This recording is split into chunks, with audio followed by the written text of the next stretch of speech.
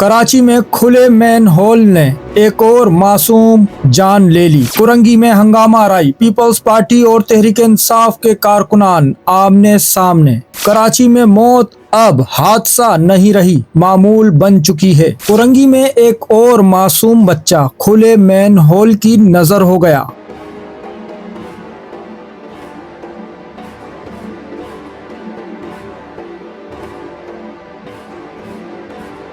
और सवाल ये है कि आखिर कब तक। वाक़ये के बाद इलाके में हालात कशीदा हो गए। इत्तलात के मुताबिक पीपल्स पार्टी और तहरीक इंसाफ के कारकुनान आमने सामने आ गए। नारेबाजी तल कलामी में बदली और फिर हाथापाई तक नौबत आ गई। फिक्सिड टीम जब मैनहोल के ढक्कन लगाने पहुंची तो अवाम का गुस्सा फट पड़ा। जियालों ने एहतजाज करते हुए कहा, जब बच्चा जिंदा था तब कोई नजर नहीं आया, अब सिर्फ ढक्कन लगाकर जिम्मेदारी खत्म की जा रही है।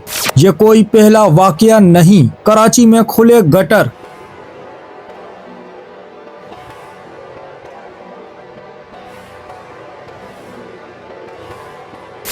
सवाल बहुत सादा है, क्या खुले मैन होल के ढक्कन लगाना किसी समाजी तंजीम का काम, या फिर आप बताएं। चैनल को सब्सक्राइब करें, फॉलो करें, वीडियो को लाइक और शेयर करें। शुक्रिया।